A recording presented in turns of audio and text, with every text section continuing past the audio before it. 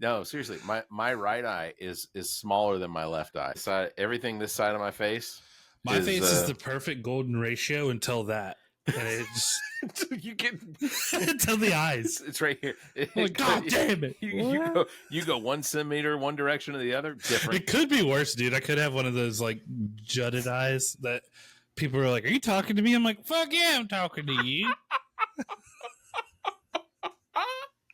I feel people who have that. I'm like, I ain't judging. One of my eyes is smaller than the other, and they're just like, I'd kill for that. I don't know. Every single time I look at myself on this camera, I'm like, I don't think the mustache goes down as far on this side as it does on this side, and it looks a little bushier on this side. That one is bushier. Your left side's bushier. Weird. Yeah, I don't get it. I haven't done anything to it. What can we do? Blame my parents. Listen here, you fucking genetic degenerates. Hi, it's me from the Welcome to Wonderland podcast.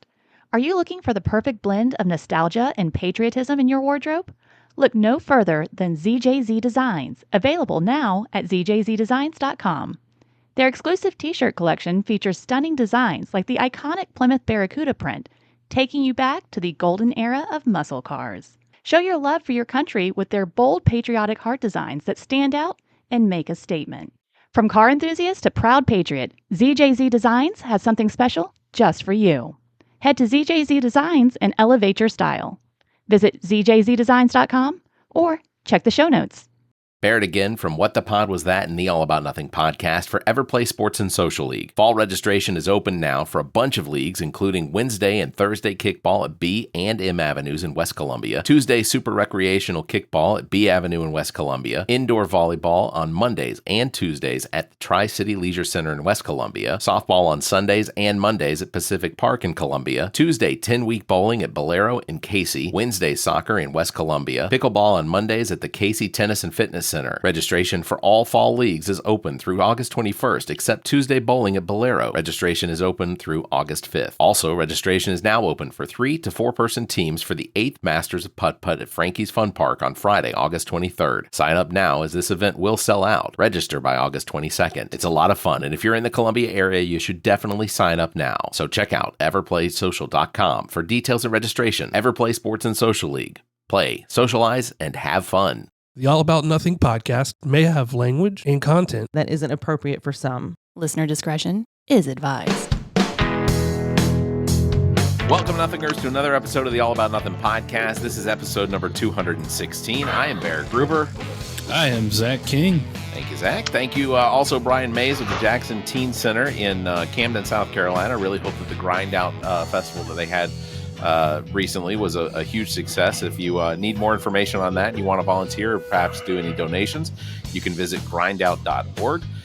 Also, thank you, John. What an awesome guy to talk to. Oh, he was fantastic. We're definitely good. Honestly, I think he's going to try and come out to our event on the 21st. That'd be great. He and his wife, he said he penciled it in. Thank you, John Kosis, also broadcast media relations manager for the Columbia Fireflies, for our Nothing or Firefly update each week. That is exclusive content to everybody, but then it becomes exclusive only to members after about a week. So you should sign up to be a member, and you can check that out on our webpage. We'll have more details on that coming up. Also, we're adding more and more content to our exclusive content. So to encourage more people, I'll just say that there are some interesting interviews that are already out there that are exclusive that you can check out. 2024 Soda City Comic Con is coming up August 24th and 25th. There'll be tons of people there in cosplay, a bunch of voice actors, a bunch of actors, celebrities. All of those are being announced over at sodacitycomiccon.com, or you can check on their social media. Links in the show notes for that. Columbia Metropolitan Convention Center, again, August 24th, 25th. You can find details at sodacitycomiccon.com, where you can get tickets, everything like that. So make sure to do that.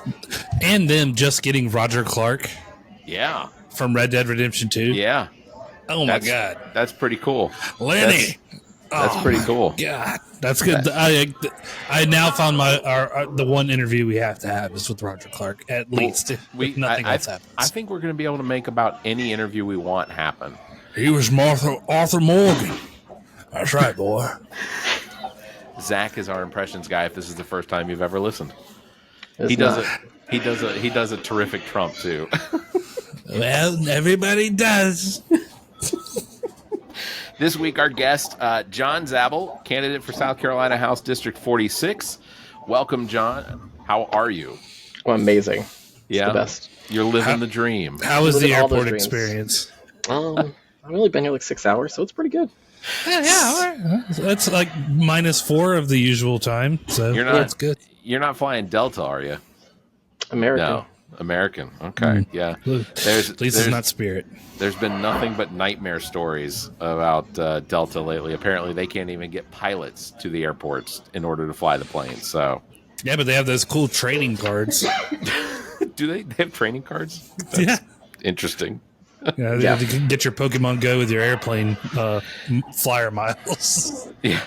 So I met John through one of our I guess mutual friends who is also running for a House seat out of Fort Mill. John, your district is again 26, which is Rock 46. Hill. 46. I'm sorry, I said 26. 46. Harold will never get the districts right. Look, here's the thing. My it's mostly my memory. I'd like to blame it on dementia. But apparently I've been tested, and that's not the case. Yeah, this is the fault in your wiring. Yeah, I don't remember the testing real well either. So, but yeah, no. So House District 46. Mm-hmm. John, you and again, that's Rock Hill, correct? Right. Mm-hmm.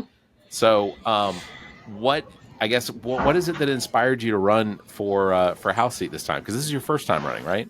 Yeah, it's my first time running for anything. I'm usually not. So I basically got an email. We were at dinner. It was sort of a random situation where I was like, oh, like nobody's running. I was like, oh, they're like, well, I was like, I'll try, sure, whatever, and not thinking what went into this, obviously. It's not a lot. Knowing, right, it's a ton, right? So not knowing, and then the more I learn, it's actually become more interesting. At the same time, yeah. Now you have to do podcasts with a couple Goombas like us. That's great. So tell us a little bit about your background as far as what is it you do for a living, sure. and how that will work into you representing the District 26 in out of Rock Hill. Sure. So I am a senior cloud architect for Microsoft. So I work in the cyber and cyber, and then also for identity. So what I do is I work for the federal arm of our side. So basically I work with like the IRS, NASA, DOD, DOE. I have about 30 different agencies that all the alphabets. Yeah, a lot of the alphabet soups. And that comes with, getting to know how a lot of these agencies work, getting them modernized and getting them going. So what I want to bring and what has kind of made me think more about is if this is how the federal is working, how is the state working? For sure. Right. And I want to bring, so it's very interesting. The person I'm actually running against, he actually wants to be part of the AI and cybersecurity board for South Carolina, start a new subcommittee. That'd be awesome. So it'd be great to have. He wants to start that. He may not be the most qualified to run that. But that made me sort of think like, oh, this is a giant need in South Carolina. I am with things on the horizon and I'm trying to think what I can say that's allowed. Okay. So John, I could say... John unfortunately has to work within the realms of his own security. So that makes it difficult from this level. Yeah. So I could mention articles. There's articles in the New York Times that talk about China and Russia infiltrating a lot of our infrastructure. Mm-hmm. Right. But it's sort of a time bomb. So if something ever happens with Russia or Taipei or Taiwan, they would sort of activate potentially disrupting our infrastructure. So having a strong person that kind of is looking at that in a meaningful way of like, because even if it's not even malicious, if you look at just what happened last week, it wasn't malicious. It was just poor quality control. That's that was ultimately, I think that's what it, because people kept asking me as far as what was the deal with CrowdStrike? Was this a terrorist attack? Was it whatever? I said no. I'm pretty sure it was just quality control. Somebody didn't correctly QA something or signed off on it, and it got pushed into production, and then it failed all over the world. And ultimately, depending on how CrowdStrike works, do you just push out a backup? Well, it doesn't sound like they could do that. No, they couldn't. And it took down all of Microsoft services for the most. Like so anybody running CrowdStrike, yeah. Yep. So what happened was there was a channel file in CrowdStrike, it's like 29 or something, but it was just full of zeros. And what happens is it's running at the level it is. It sees that and ingests, and then the machine it has no way to remediate that, and just chokes and just gets stuck in a boot loop. The only fix is you have to boot it into safe mode. Somebody manually has to, and go into safe mode and delete that file. Gosh, that's it. Is that a physical action? Like they have to physically go to the cloud server? like virtually physically, right? So like you could but it still requires disk, and in a world of virtual machines and remote workers and servers being everywhere, it's challenging. Yeah, I was gonna say, because once you resolve the issue, or if you boot it into safe mode, you restore the backup or whatever, then that has to propagate throughout the entire system, as far as all of the clients that would use that service. What was funny is it made me happy at one point, or sad at one point, and then happy at the other. Sad when I couldn't play NCAA for a night. Happy when I went to work and all the carriers were like, can't do anything. I was like, all right, yeah, you guys are going to leave me alone for at least a few hours, if not a day. Yeah.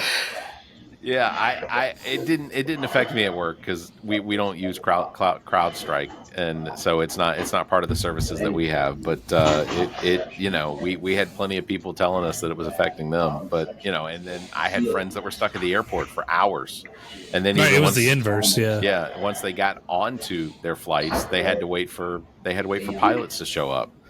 Because there was I think at one point there may have been a complete ground strike. I watched a time lapse of all of the planes.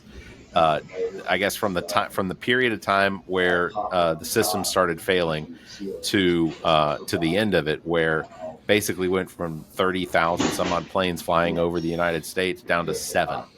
And it was almost like it was 9/11 all over again. You guys might not remember 9/11. I'm not sure how old John is, but I'm assuming somewhere in the... I do. Okay. I'm older than I look. That's good. We were all around for 9/11, Baird. I know. So, as far as 7th grade was tough. As far as your candidacy, what are the top 3 legislative priorities if you get elected? When you get elected? Sure. So it's it's pretty standard. It's nothing crazy, right? The only thing that's kind of maybe different for my sort of thing, it's just sort of like when I say infrastructure, I don't just mean like roads, which are important, and schools and all that sort of stuff. It's also like IT infrastructure and making sure we're sort of a robust system on the back end. And sort of bringing maturity to that. But women's healthcare, of course, is incredibly important, especially now.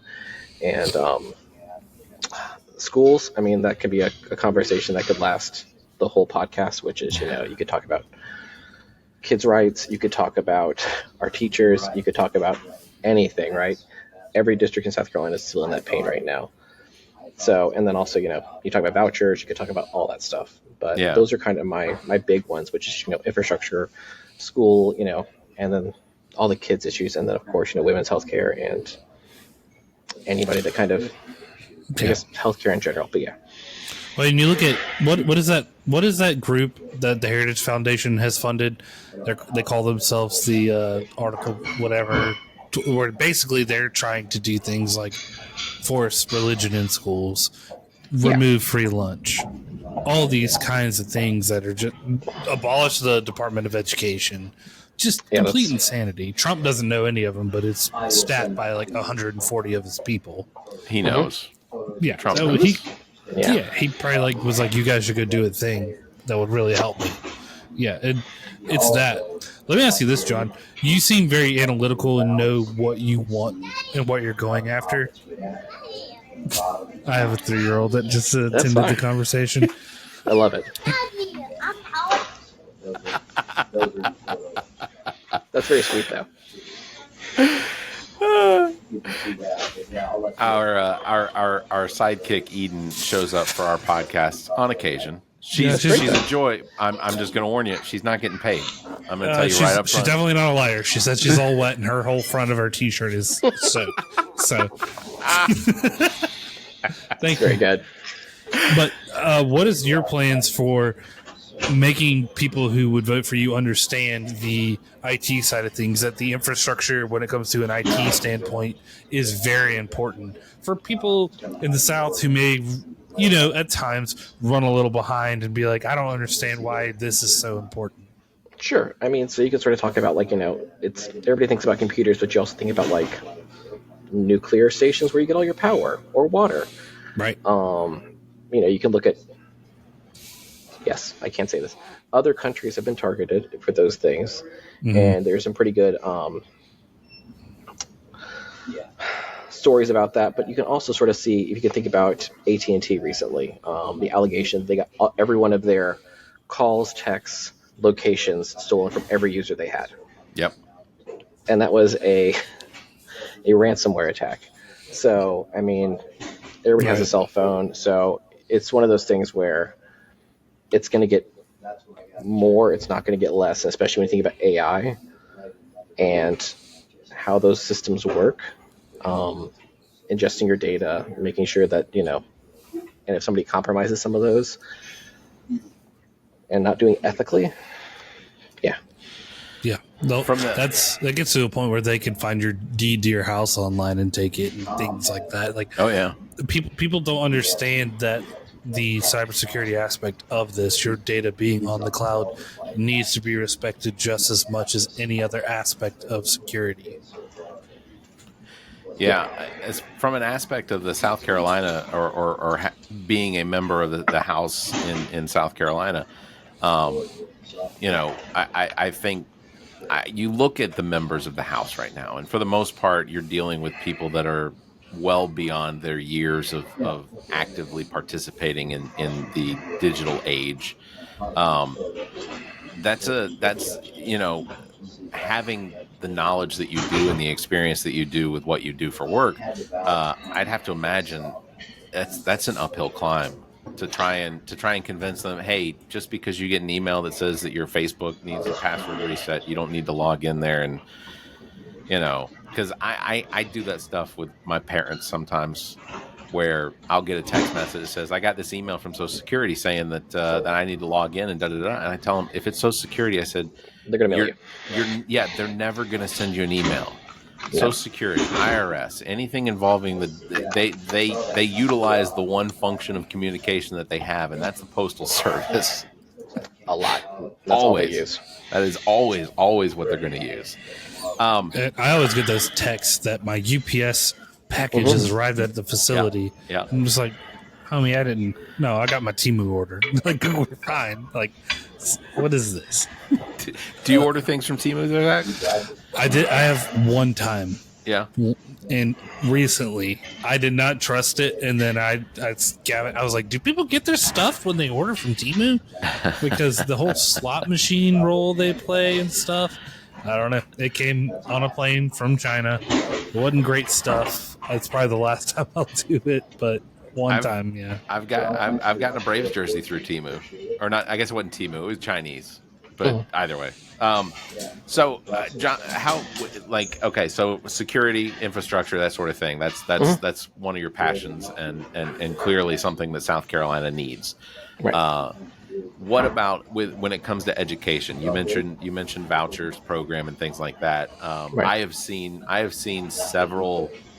Just in the last couple of weeks, I've seen several Democrats on their Facebook pages or in their social media mention the value that they do see in a charter program, but the abuse of that program in South Carolina is becoming more and more evident. And now we have a superintendent who has basically vowed that her mission is to introduce the religious studies in South Carolina. That is, I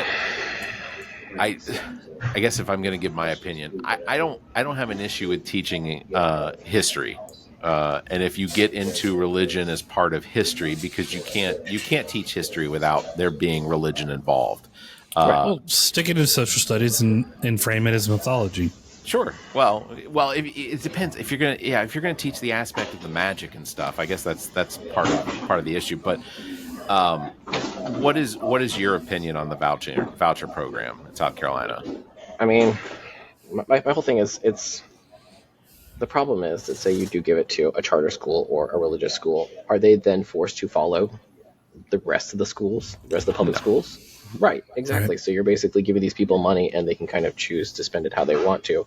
What's the point of a private or charter school is like you're doing this because you have some values or some reasoning, which is fine, but that comes at a cost. Like we all have choices, of course, but those choices come at costs. We do not have a system where we allow, or you just read our own constitution where church and state are separate. They're separate for a reason. Yeah. The government should make no laws respecting the establishment of a religion. Yes. So for let's say a voter in your district that approaches you with that question about the support for against or for vouchers, how do you answer those questions for a let's say someone comes up and says that their kids go to charter school, how if you get into office and you try to take away voucher, that's going to affect my children. What's your response to something like that? I mean, my response would be that, that charter school, if it gets a voucher, then should have to follow the rules the same as every other school. Right. If it's getting state funding, it should be under state rules. I mean, I don't think that's unreasonable. Yeah. No, it's literally black and white. Right. Yeah. And again, I realize when people's kids get involved, people get very, defensive, and that makes a lot of sense, and I get that, and I'm sympathetic, but I also want to understand that, like, it's fair for everyone. Mm. And that's, So you mentioned healthcare, women's healthcare, that sort of thing. What is your main focus as when it comes to women's healthcare? I mean, my biggest one is honestly with the way things have kind of gone, and who knows the rest of the year and to come, but it seems like more and more things are laying on state rights. So the House is going to have so many more choices and so many more control over, women's healthcare, which it shouldn't really. I'm very pro-choice. I don't think we have a place. If you're not a woman and a doctor in an office, you have no say in what's happening in that office. All right. That's kind of which I'm sure is not the most popular, but I mean, that's kind of, I don't feel. The wildest part to me has been that the parties have sort of shifted in such a way where they started caring so much about what everybody else is doing, where you see the thing of like less government, less controls, less everything else, and now it's sort of shifted the other direction. Yeah, it's very odd. When it comes to women's health, obviously, we're talking, we're kind of hinting around about the availability of abortions in South Carolina, particularly. South Carolina was, up until this year, considered to potentially be a safe haven because it was one of the states that had not yet passed a law here in the Southeast that limited access to abortions. I think one of the things that most people don't even seem to understand when it comes to abortions, because when you hear it on the news or when you hear politicians talk about it, they always spit out this information or these facts or these numbers and things like that, which ultimately, according to the CDC and Pew Research, the number of people having abortions after the 15th week it drops to below 2%. There are so few abortions actually occurring after that time, and the only reasons that those do occur is for medical necessity reasons. Absolutely, yeah. Right. 6 weeks, most people don't even know they're pregnant. Right. And exactly. Ultimately, I think when it comes to this idea that they have to limit this abortion because we're killing babies is essentially what the argument they keep making. Well, they make it so nefarious. They have movies about it. They have they just turn it into something it's not, and it's absurd. Well, I mean, if you take it logically, you take it to what does personhood mean for an infant? So that means that you could have life insurance. Right. You think about every, miscarriage you could have a life insurance policy on them. If somebody batters, that could be considered, child abuse. Mm-hmm. You could have, tax implications. There is just there's so many like nuanced things. And I mean, my bigger problem is also that, you know, once the kid leaves the mom, then nobody cares. Nobody cares. You're absolutely right. So I guess because obviously it's a state law now, 6 weeks is the limitation on availability of abortions in South Carolina.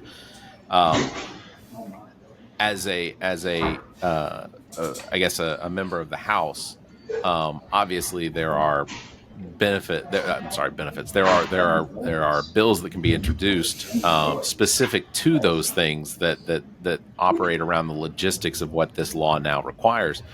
And I guess is it something that you've given any thought to as far as like, do we introduce a bill that now allows for parents of an embryo that is in gestation to be counted as a dependent?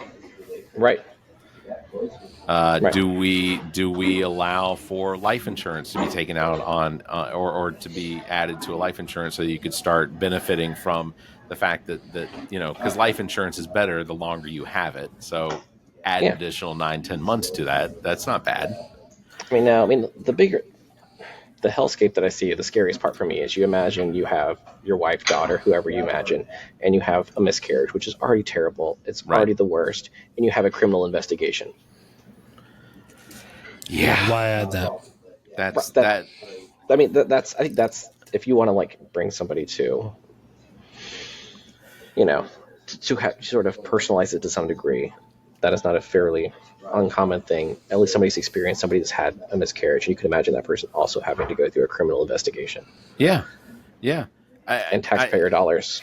It's so ridiculous, some of the implications that what this brings about. Because I remember at one point when they were talking about this bill, before it got passed and signed into law, one of the things I kept hearing about was that doctors and patients could be prosecuted for something. And at one point there was discussion about putting women to death because they lost a child. They lost not a child. They lost an embryo. They lost and so just. And I wouldn't put that past the former administration that is seeking re-election. Yeah, for sure. That bothers me immensely. Yes.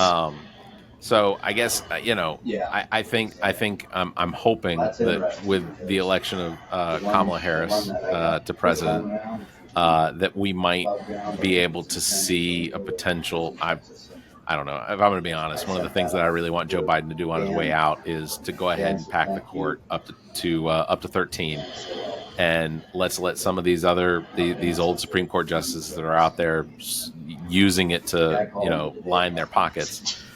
Let's go ahead and let them retire. We don't need to replace them.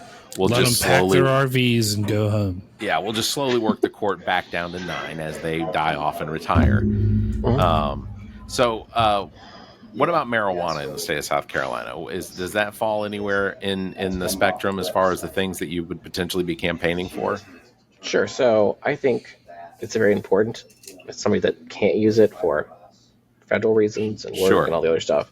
But I think it's really important for businesses. Got that Q clearance. Right, Q and top secret and all that fun stuff. Yeah.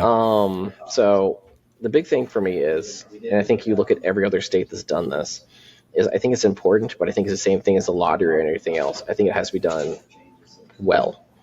Because you look at like California or you look at Colorado, the biggest problem they have is farmers are going broke because they overly tax the products, and then the farmers aren't making any money, and it makes it very hard where I think it's great. I think it's a smart thing to do. It's a good money maker, but I think we have to make sure that we're doing it intelligently for our farmers and for our people, because people want access to it. It makes a lot of sense, but I want to make sure that we're doing it in the right way. Yeah. No. So the people who are in charge of,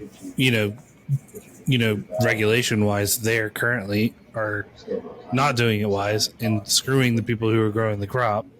Yep. And then they're making hand over fist, but at a very big cost at the end of the day.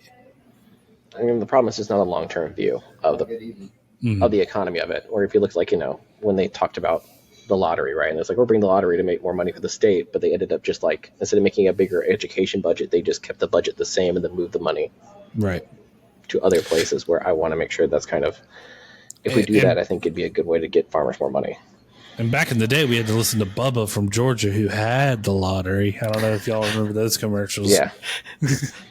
I didn't Good remember night. those commercials because when I moved to Yeah, South you were in Carolina, Georgia. yeah, I had already benefited from the Georgia lottery, Yeah, having Governor Zell Miller was the one that signed that one into law, and then Zell Miller, I don't know what happened, he got hit in the head or something, but he joined. Well, he got John picked and I be had to Senate. sit through Bubba's Got the Lottery commercials, and then I had the mispleasure in 1999 of sitting behind him at a South Carolina Georgia game. So the whole state of Georgia was Bubba. Oh, dude, for real, it's definitely in my psyche why I don't like UGA. It's just because Bubba That's had the lottery and how good Bubba was doing. That's in his funny. Recliner with the lottery. My goodness. Where are you originally from, John? It's a funny story, which when my parents were, my dad was, met my mom. He actually met her in Saudi Arabia when they were building an international airport. Oh, And we were there for about 3 years. We moved around, Europe a little bit. Then we came back to South Carolina for a couple of years. Then we went to Ohio, and then I've been in South Carolina since '98. So what was Ohio like for you? It's decent food and not my favorite people, but it's fine. Yeah, if you ignore Skyline Chili, it goes up to pretty good food. Yeah, I mean, Skyline Chili, God, I still remember cinnamon chili. Cinnamon chili. What? That's Skyline Chili is cinnamon chili. Oh, is that what it's called? It's Those are disgusting. the two. It's cinnamon chili on spaghetti. Interesting. Kings Island was great.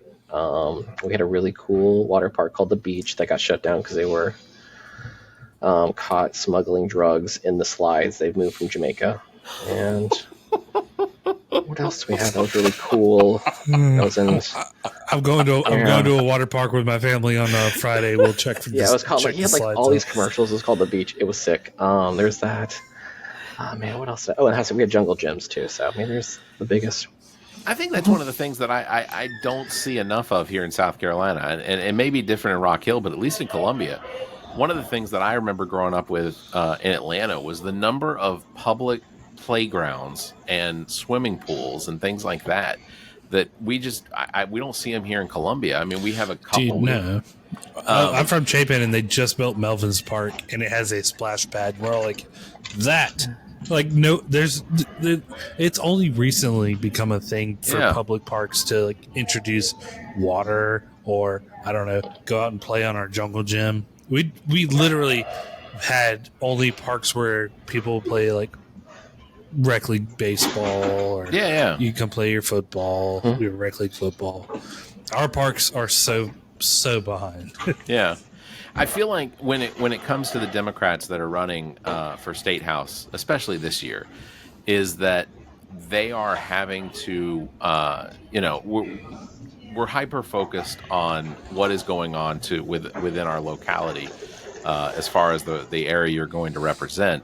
But there's also this need to constantly look at the effect of the entire state, which, that's not necessarily a bad thing, but I don't think the Republicans have to think that way. I don't think they have to think at all, if I'm being honest, because the redistricting has been so bad that they have ensured themselves some seats specifically for members that have already been in for 30 and 40 years. But I think that it takes away from or it's almost forcing the Democrats to have to look at the statewide issues, and when I say statewide issues, I'm talking about criminal violence, gun violence, that sort of thing. We're seeing from a public education.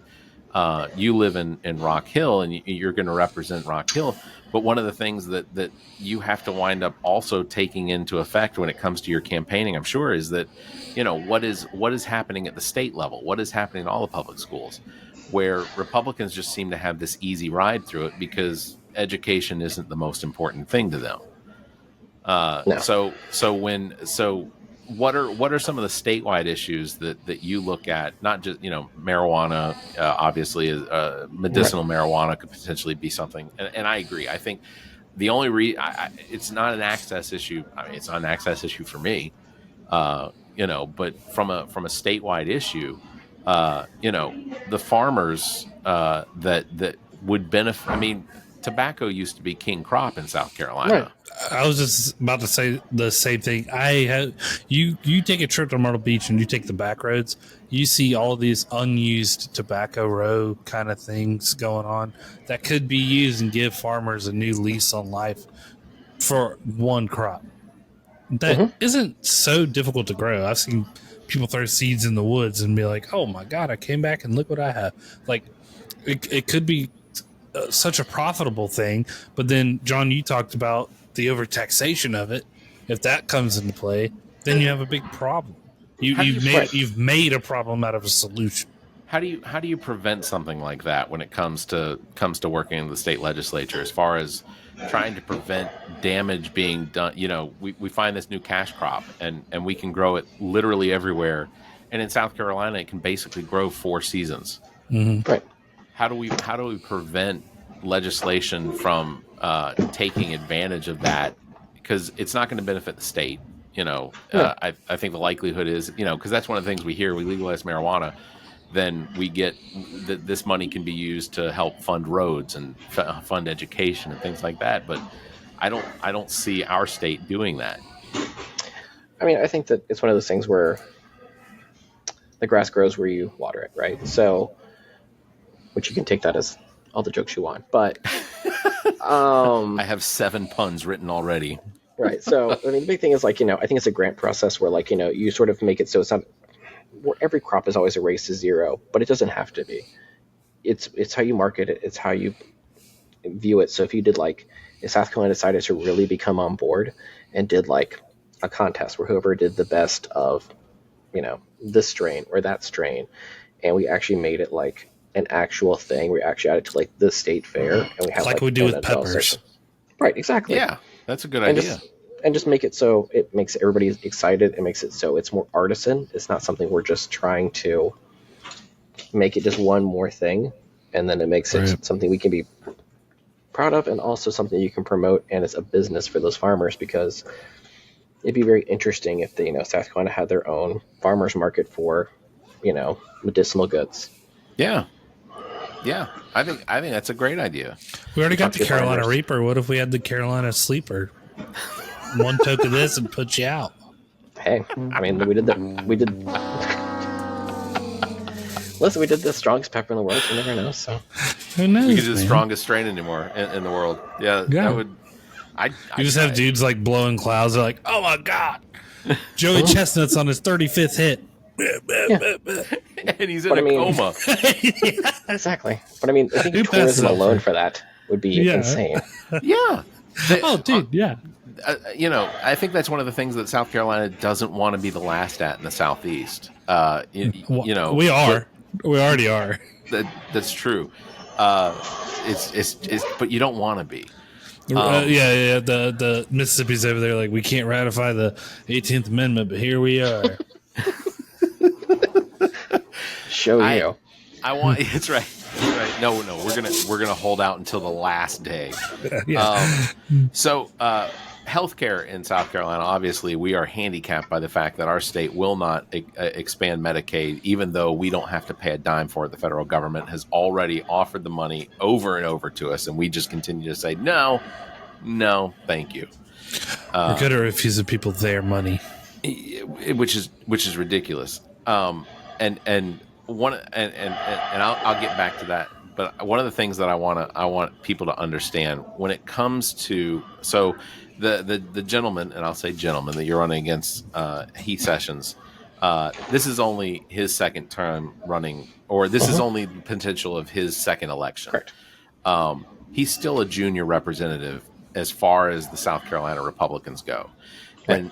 And one of the things that I try to encourage the Democrats that are running is not necessarily to beat down on the Republicans for their views, but these newer Republicans that say that, you know, that they're moderates, or that they, you know, that they'll fight against things like school vouchers and such, is I think these voters that support them need to recognize that a junior representative for the Republican Party doesn't have a voice.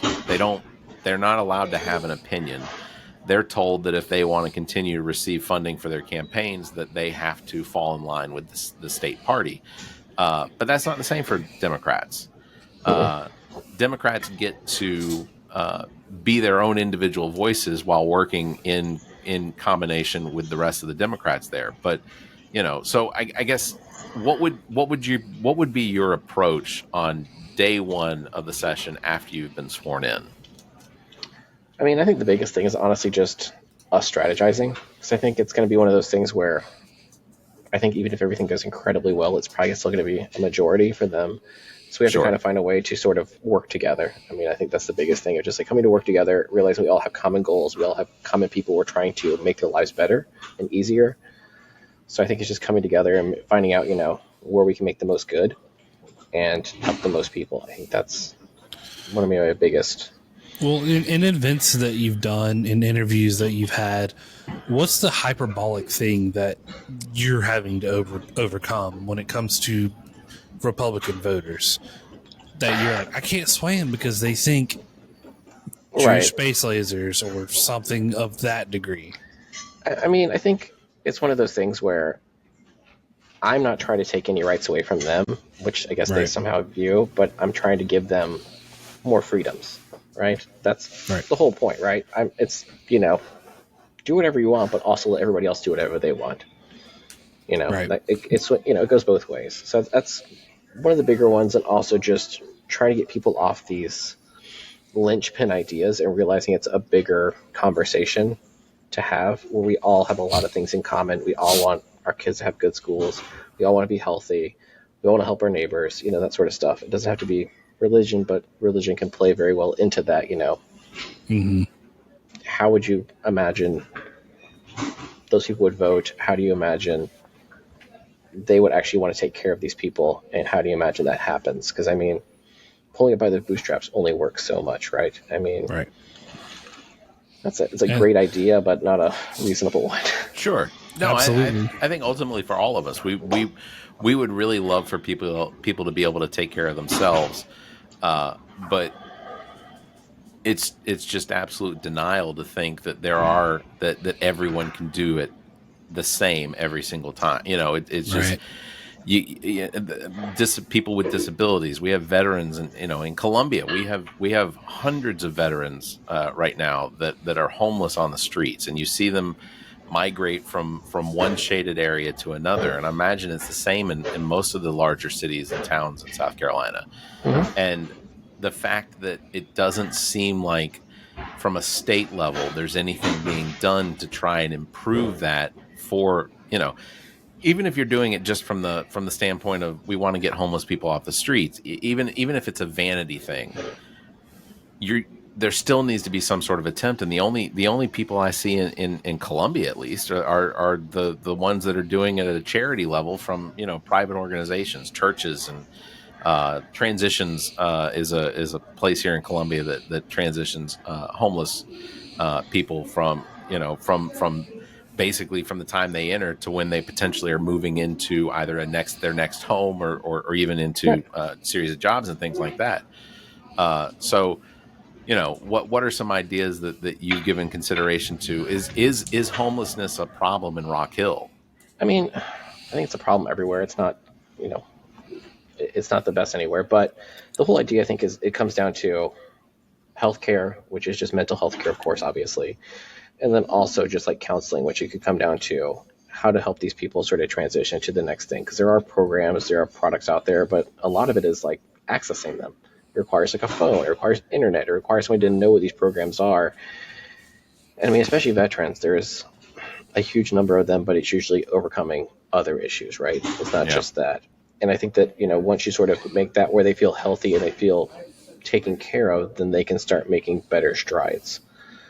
So it's a complicated problem because there's not a one size solution for all of it, but I don't think we've done anything.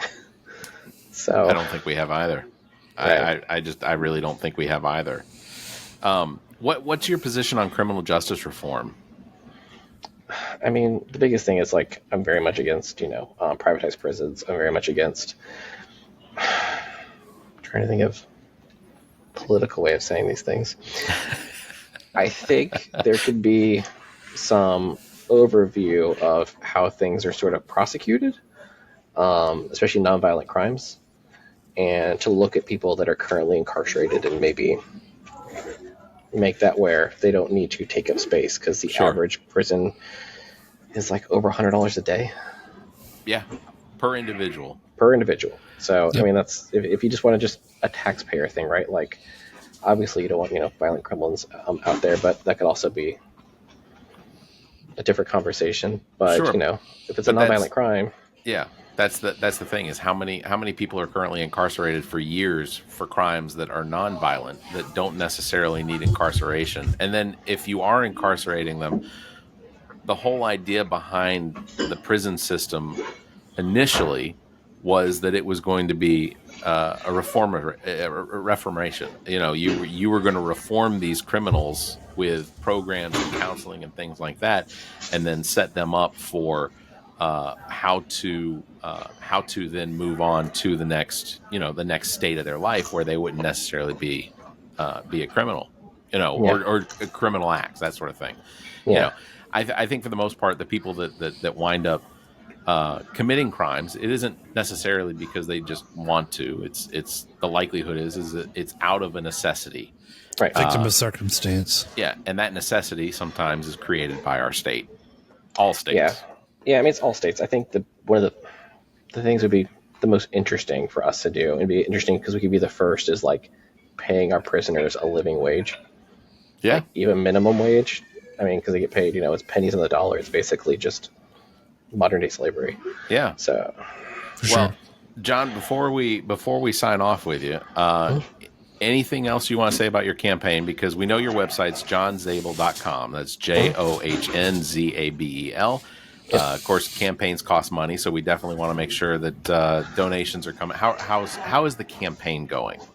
It's going good. I think the biggest thing is I'm just learning a lot more about local issues and talking to local people, and it's sort of opened my eyes, because you don't think about all these things on a regular basis unless because you're talking to everybody and you're trying to get an idea of what's going on as a whole, and that's kind of the interesting part, where you get to kind of meet everybody and talk to everybody, and people are very excited. So I mean, the thing that I'm more excited about is just like, I want to see us modernize. I want to see us maybe become a beacon of progress. Sure.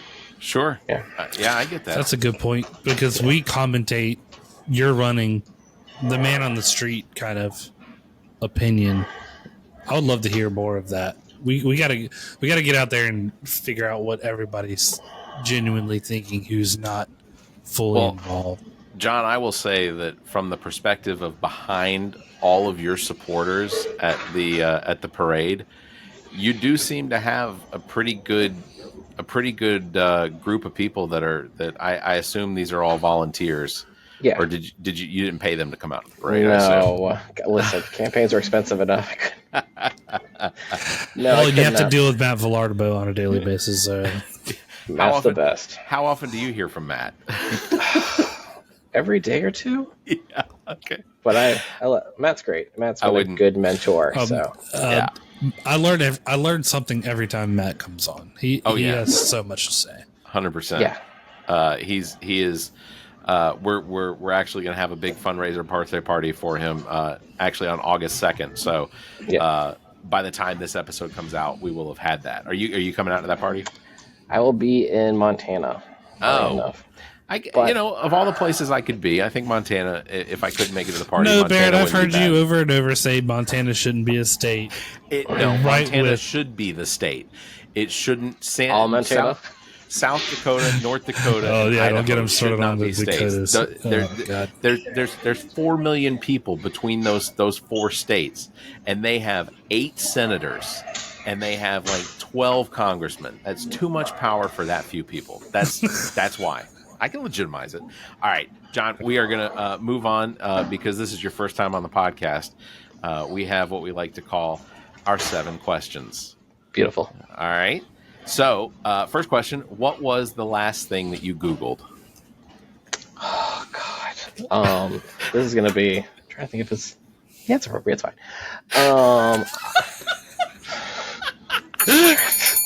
That's the best answer so far. That was what we were waiting for. This is okay. And so, I was basically, I had to look up a classification of a certain type of document. Oh, okay. All right. Fair enough. That's legit. That work related. I've had to do that for 843 carrier files a bunch of times. I'm like, I need to know what this line segment means. What is this? All right. Your parents still with us? My mom is. Okay. What was all right. I'll just ask the question. What was the one thing your parents did that embarrassed you the most? God, my mom, she loves just telling embarrassing stories about me. Yeah. Inappropriate ones, just out the drop of a hat, which is kind of fun. It's always, do you remember in school, you forgot all your books and your whole lunch and everything? And that was... John got on the bus with no backpack or lunchbox. Yep, sort of showed up. I'm here to learn, damn it. And I assume that's something that she tells over and over. Yeah. All right. If you could have one superpower, what would it be? Man, I think it's going to have to be... Don't want mind reading. Don't want that. I think it's going to have to be probably telekinesis. Oh, okay. Fair enough. Move stuff around with your mind. I don't know. All These right. guys have been trying to tell me magnetism's the power to have because you can fly, and I'm like, time out. Telekinesis is way better than magnetism. You can also fly with telekinesis. That's true, but if you I guess with telekinesis you could control more than just metal. Yeah, Super strong, you could control planets. I guess it'd be like the Force. Yeah. Exactly. All right. What is your least favorite candy and why? Something called chunky peanut butter, chunky bar, and it comes with raisins in it. Wait, it's peanut butter, chocolate, and raisins? That sounds like a very niche candy bar, and it's disgusting. It was my dad's favorite. I don't know. What was it called? It's called Chunky. Is this an Ohio thing?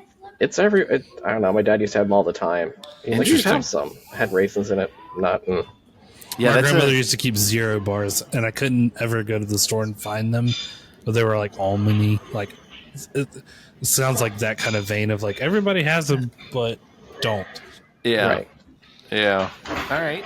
What is your most embarrassing favorite song? What is the one song that you love the most that you I guess you think is embarrassing? Yeah. Embarrassing? I'm not an embarrassing person. And that's also, I guess, confidence. Well, it's also the part that I guess will be the other part of this is I'm not a giant music person. Like, for me, you'll listening to something, it'll be a book on tape or a podcast. Yeah, that's my whole entire. I mean, probably Journey, Don't Stop Believing. I sing along every time. Well, Zach then I have looking to for the ask, plug. if you're not a big music person, what would you say if Desert Island? I get to listen to one artist. Who is it? See, that's the weird part for me. You're just like, they have at least 2 of my favorite songs. This is my Cole, jam. probably. J. Cole? Mm-hmm. That's a good pull. Yeah, so I mean, like, I enjoy that sort of stuff, but it's like I have to be in a mood, and then Yeah, I get it. So this is the point where Kimmler thinks that I just go lazy on questions. What is the one question that you wish that we had asked you? I mean, I think you guys asked all the questions I wanted to be asked. I mean, the questions that I'm going to be the most comfortable with are technical questions, right? Sure. I mean, the bigger thing is like, I talked to some of my other Republicans. They are politicizing social. We'll talk about this offline, but yeah, okay. I'll have to talk to you. I have to have a conversation about one of them. So I think that then leads into what is the one question that you're glad that we didn't ask, and we won't ask it. No, I mean, honestly, you guys couldn't ask work questions I can't answer. Yeah. He's like, I'm glad you don't ask how the moon landing was filmed. Please don't, yeah. All right, John. Well, we really appreciate you coming on the show. Absolutely. I appreciate it. Thank you. I look forward to seeing you. I will absolutely be in Fort Mill for the election for sure, and I know we're going to wind up doing some canvassing. So I know the districts aren't. The districts don't overlap, so we won't canvass the same areas, obviously. But I might come along and just hang out. So yeah, that would be fun. Yeah. All right. Well, we're going to wrap it up here. That is going to do it for this episode, number 216 of the All About Nothing podcast. Let me check my show notes. That was we're 216, right, Zach? It's 216. Good Lord. Links to past episodes, podcast platforms, and merchandise, social media are all available at our webpage, theallaboutnothing.com. And if you think our financial model of giving away free content and entertainment is silly and you're in the giving mood, why not become an official Nothinger and support the show monthly? Members get early access to this episode as well as exclusive content, which we are building out almost weekly now. So there's several shows out there that if you become a member, you get access to. And one of them, I'll just say, was extremely interesting. And especially the very end. So you have to listen all the way through to the end. Was it your diatribe with your father? It was, we'll just say, you want to listen to that one all the way to the end. If you can also make a one-time donation through the same link. So theallaboutnothing.com. And if you think if you'd like to be a part of the show, you can still leave us a message, 803-672-0533, or you can email the show at theallaboutnothing.com. You can join our Discord server, or you can join our mail server list by going to theallaboutnothing.com. Scroll all the way to the bottom. There's a form there. You can fill it out, and we will send you emails when we think something important needs to be said. So that is going to do it for this episode of the All About Nothing podcast. Thank you very much, John, for being with us. Again, thank you. JohnZabel.com for information about the campaign. We'll have notes in the show links. So show links, notes, all that in details, whatever. Thank you very much, everybody, for listening. You all stay safe, be kind, and keep your hands to yourself. The All About Nothing podcast is produced and engineered by me, Barrett Gruber. Thanks to Cake for our intro music, Sick of You. You can follow everything Cake the band at cakemusic.com. Thanks to Muff the producer for our outro music. You can follow Muff on Instagram at Muff the producer. I am Barrett Gruber. You can follow me on Instagram and Twitter at Barrett Gruber, or visit my Linktree /Barrett Gruber. Want to support the show? Visit our webpage, theallaboutnothing.com, and become a member. There are several tiers available, including memberships that give you early access to episodes as well as exclusive content. Visit theallaboutnothing.com. To find links to our social media, merchandise, and past episodes, visit theallaboutnothing.com. If you'd like to be heard on the show, you can call and leave us a message. Dial 803-672-0533. If the time between these episodes is more than you can handle, check out our partner podcast. Zach and I host What the Pod Was That with Carrie Simmons. Visit whatthepodwasthat.com for links and details. Me takes a deep dive down the rabbit hole in episodes of Welcome to Wonderland. Available on all the podcast platforms. Visit WTWLpod.com for details. As well, you can listen to the political and social conversation between Dr. Jamela Brooks and Bill Kimmler on Black, White, and Blue in the South, available wherever you listen to podcasts. Please subscribe and share this show. If you're on YouTube, please like and hit the notification bell. Thank you for listening.